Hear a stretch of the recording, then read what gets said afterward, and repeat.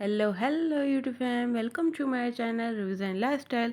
तो आज मैं आपके साथ शेयर करूंगी बच्चों के स्कूल जाने के बाद और आने तक का सारी रूटीन, क्या क्या मैं करती हूँ, कैसे टाइम बीत जाता है कि पता ही नहीं चलता और बच्चे आ जाते हैं फिर तो ओहो सारा दिन बिजी ही बिजी, बस काम तो चलते ही रहते हैं।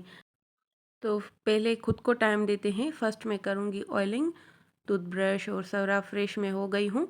तो ऑयलिंग क्या है ना, 3-4 घंटे में ऑयल छोड़ देती हूँ। जैसे ही फ्रेश होने जाती हूँ, जिस दिन मुझे हेड वॉश करना होता है उस दिन ऑयलिंग करती हूँ। फिर मैं सेट करती हूँ। फर्स्ट काम मेरा होता है बेड। बेड साफ़ तो पूरा घर साफ़ ऐसे लगता है। फर्स्ट मैंने सारे ब्लैंकेट्स जो भी पिलोज थे उनको मैंने सेट कर लिया है। फिर यहाँ पे मैं इसकी बेड शीट सेट करूँगी और बेड साफ़ तो पूरा घर ऐसे साफ़ लगता है। और पीछे जो हमारे छोटे छोटे बच्चे होते हैं ना, चूहों की तरह जो कॉर्नर्स में इकट्ठा कचरा करते रहते हैं, पीछे इसके इतना कचरा हो गया था। जो शॉपर्स वो खा पी के फेंक देते हैं ना साइड से। तो रात को मैंने झाड़ू तो लगा लिया था, ये मैंने हस्बैंड की हेल्प से बेड को भी पूरा सा हटा लिया था। और मैं सोच रही हूँ कि व्लॉग करूँगी, लेकिन उसमें कोई ना कोई ऐसी चीज़ें आपसे शेयर करूँगी जो आपको हेल्प हो। जिनको कोई चीज़ पता नहीं हो शायद उनकी हेल्प हो जाए।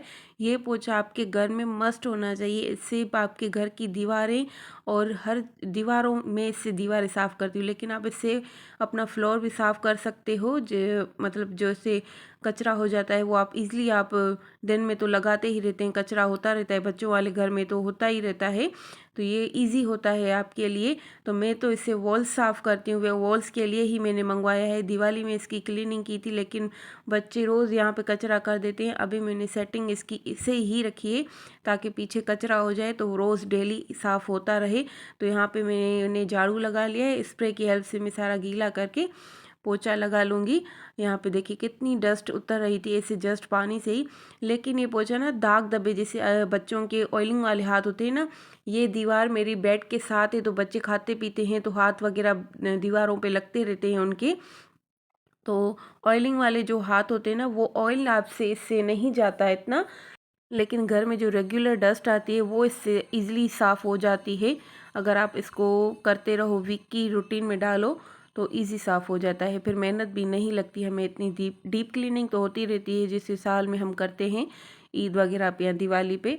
यहाँ पे देखिए जो मैंने आपको ये ग्लव्स भी बताए थे, हाउ टू मैनेज होम मेरी वीडियो है, उस पर मैंने इस ग्लव्स का भी बताया था। मतलब मेरी कोशिश होती है हर वीडियो में कोई ना कोई ऐसी चीज़ मैं डालूँ जिससे आपको हेल्प हो जाए। और इस ग्लव्स का भी काफ़ी ने पूछा था, अभी दराज 11/11 सेल लगने वाली है, मंगवा लो जल्दी से। मैं भी मंगवाऊंगी क्योंकि अब इसने भी जवाब दे दिया है और उसने कह दिया है बहन अब मेरी जान छोड़ दो, अब मेरे दम नहीं है। अब इसने भी काम करना छोड़ दिया है, काफ़ी हद तक ये फट भी गया है। तो मैं भी अभी न्यू मंगवाऊंगी, वो भी आपके साथ शेयर करूंगी। हर शॉपिंग भी अभी आएगी क्योंकि बच्चों के सर्दियों के कपड़े भी लेने हैं, अभी सर्दियों के कपड़े भी निकालने हैं, गर्मियों के रखने भी हैं।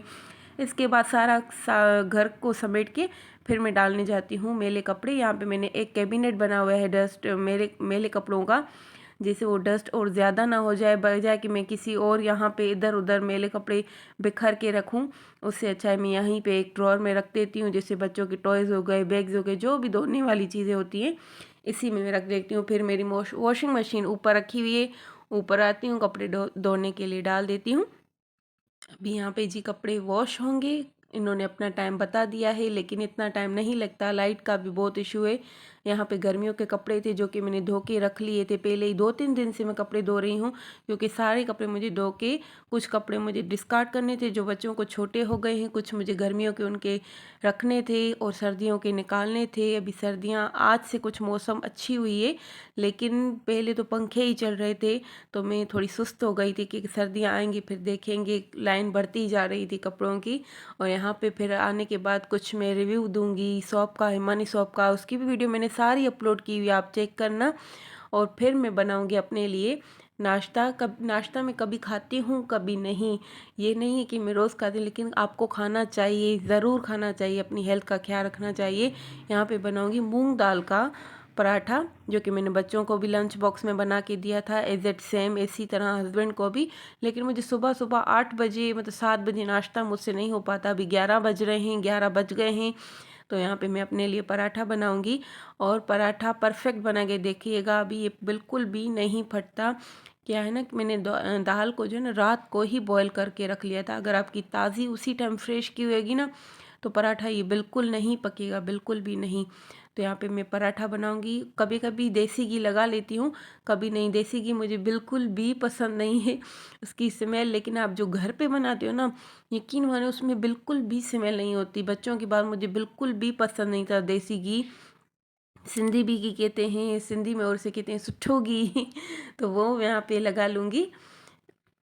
बच्चों को मैं लगा के देती हूँ ये।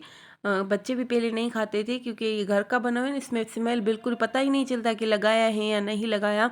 और मैं इसे एंजॉय करूँगी पापड़ के साथ। दही यहाँ पे बिल्कुल ख़त्म हो गई थी, तो मैं अभी दूसरी दही भी बनाने के लिए रख दूँगी। मिल्क भी मैंने साथ में बॉईल करने के लिए रख दिए, और एक चाय का कप भी रख दिया है। चाय मैं सुबह को थोड़ी कम पीती हूँ, जो मतलब हस्बैंड को बना के देती हूँ, थोड़ी बच जाती है तो ऐसे ही पी लेती हूँ। और यहाँ पे बज गए 12:15। देखिए टाइम कैसे बीतता जा रहा है। 12:30 बजे तक मेरी छोटी बेटी आ जाती है, फिर बड़ी बेटी मेरी 2 बजे तक आती है। तो उस बीच में मैं खाना भी बना लेती हूँ और उसको फ्रेश करती हूँ, उसको सुलाती हूँ। तो जी वो आ जाएगी, उसके साथ साथ काम भी करते रहेंगे, खाना भी बनता रहेगा। किचन की गैस तो कभी बंद ही नहीं होती। और मैं बना के रखूँगी बच्चों के लिए कस्टर्ड। कस्टर्ड मतलब ये मतलब पूरा फ्रूट, मतलब हेल्दी इतना है। प्योर में हेल्दी नहीं हो क्योंकि इस कस्टर्ड जेली हर चीज़ है, लेकिन इतना हेल्दी इसमें ड्राई फ्रूट्स वगैरह डलते हैं, तो बहुत बच्चों के लिए बहुत ही यम्मी हो जाती है। एक इसमें टेस्ट आता है वनीला का, एक आता है मैंगो का। मैंगो का मेरे बच्चों को बहुत अच्छा लगता है, लेकिन इसके अलावा कोई भी कस्टर्ड का फ्लेवर उन्हें नहीं पसंद। वो कस्टर्ड का नाम सुन के ही मतलब बस कहते हैं हमें नहीं खाना। लेकिन वो मैंगो का डालती हूँ तो वो मैंगो आइसक्रीम समझ के इतने अच्छे से खा लेती हैं, क्योंकि प्योर मिल्क से बना होता है, तो उनके लिए हेल्दी हुआ। जो बच्चे मिल्क नहीं खाते वो अपने बच्चों को ये कस्टर्ड मैंगो वाला बना के खिलाएं, बहुत ही उन्हें पसंद आएगा। तो यहाँ पे मैं थोड़ा सा पानी डाल के उसमें 2 टेबल स्पून मैंने कस्टर्ड का डाला है। हाफ केजी मिल्क था मेरा, जिसमें मैंने 2 डाले हैं। इससे बड़ा ही अच्छी थिक सा कस्टर्ड बन जाता है। अगर आप इसको मिल्क में डालोगे तो भी अच्छा है, लेकिन लम्स नहीं रहने चाहिए। जैसे मैं अभी यहाँ पे थोड़ा थोड़ा करके डालती जाऊँगी। यहाँ पे मैं दिखा रही थी ना, एक था मैंगो, एक था वनीला। वेनिला मैंने रिटर्न कर दूंगी, रखा है, अभी तक गेस्ट आ जाते हैं तो भी ठीक है। लेकिन मैंगो वाला बेस्ट लगा तो मैं दूसरा भी मैंगो वाला ही मंगवाऊंगी। जब कोई खा ही नहीं तो फ़ायदा कौन सा, इसी वजह से। तो यहाँ पे बस, और यहाँ पे देखिए मिल्क भी गिर गया था। ये स्यापे तो होने ही होने हैं। तो नज़र हटी दुर्घटना घटी तो पता नहीं क्यों मेरे साथ ये ऐसा होता है। मेरा मिल्क तो बस जैसे खड़ी रहती हूँ ऊपर भी, फिर भी थोड़ा ना थोड़ा गिर जाता है। तो यहाँ पे अभी इसको भी साफ़ कर देंगे। पहले हम कस्टर्ड को ठंडा करने के लिए बना के रख देंगे। चीनी मैंने डाल दी है, 2 इलायची भी मैंने डाल दी हैं। इसके बाद साथ ही मैंने रबड़ी बना के लिए रख दिए, वो भी मिल्क की होती है। देखिए यहाँ पे कितनी हेल्दी है, ये भी मिल्क में बनता है, रबड़ी भी मिल्क में बनती है। मेरे बच्चों ने अभी जैसे जैसे बच्चे ग्रोथ करते जाते हैं ना एज में, तो वो मिल्क को से ऐसे बिल्कुल दूर भागते जाते हैं। तो मैं ऐसी चीज़ें बनाती हूँ जैसे उनको मिल्क भी मिलता रहे। रबड़ी में भी मिल्क है, उसमें भी, और ये बच भी जाते हैं उनके, तो उनका उन्हीं को ही खिला देती हूँ। मतलब कि मिल्क की क्वांटिटी हर चीज़ उनको मिल जाती है।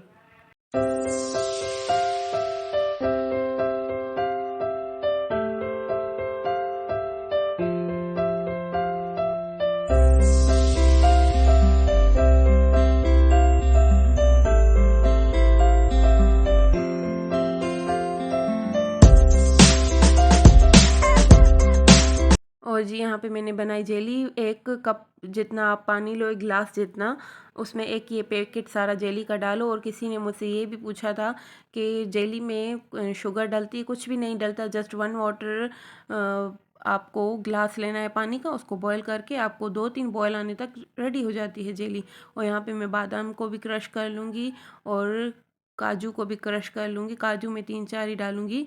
इनके भी भाव ऐसे बढ़ते जा रहे हैं, जैसे पाकिस्तान जितना पीछे जाता जा रहा है उतनी रेट सब चीज़ के बढ़ते जा रहे हैं। यहाँ पे कस्टर्ड भी रेडी हो गया, ठंडा होने के रख लूँगी। और यहाँ पे रबड़ी भी तैयार हो गई। रबड़ी की रेसिपी इजी है, उसको आप धीमी आंच पे पकते रहना जाना चाहिए और घुमाते भी जाना चाहिए। साथ में खाना हर चीज़ बनाते भी जाओ और उनको देख भी लो। यहाँ पे मैंने हर चीज़ को ठंडा करके रख लिया है। जेली भी अपनी थिक हो गई है, उनको मैंने क्यूब्स की शेप दे दी है जेली को। और यहाँ पे मैं डालूँगी एक मज़े सी चीज़ जो इसमें इजाफा देगी, वो है ब्रेड। ब्रेड को मैंने उसके जो साइड्स थे वो कट कर लिए हैं। उसको मैंने क्यूब्स की फॉर्म्स में ब्रेड्स को भी कट कर लिया है। तो यहाँ पे मैं एक ग्लास में, एक शीशे के जो छोटे से ग्लास आते हैं ना, उसमें पहले कस्टर्ड डालूँगी, फिर ब्रेड डालूँगी। ब्रेड आप मस्ट डालिएगा, मस्ट में मस्ट, इसकी 4 चाँद जो लगा लेती है ना वो ब्रेड है। अगर आप खाते हो ना जब ये बन जाता है तो इसे लगता है जैसे बस अजीब सा टेस्ट है। आप ट्राई कीजिएगा और मुझे ज़रूर बताइएगा। अच्छी लगी हो वीडियो तो थम्स अप दीजिएगा, शेयर कीजिएगा एंड सब्सक्राइब करना ना भूलिएगा। तो यहाँ पे फिर मैंने कस्टर्ड के जेली के क्यूब्स डाले, फिर मैंने रबड़ी डाली, फिर मैं ऊपर से डालूँगी। यहाँ पे आप देखते जाएं मैं किस तरीके से बनाती जा रही हूँ। जस्ट थोड़ा सा आप म्यूज़िक को एंजॉय कीजिए।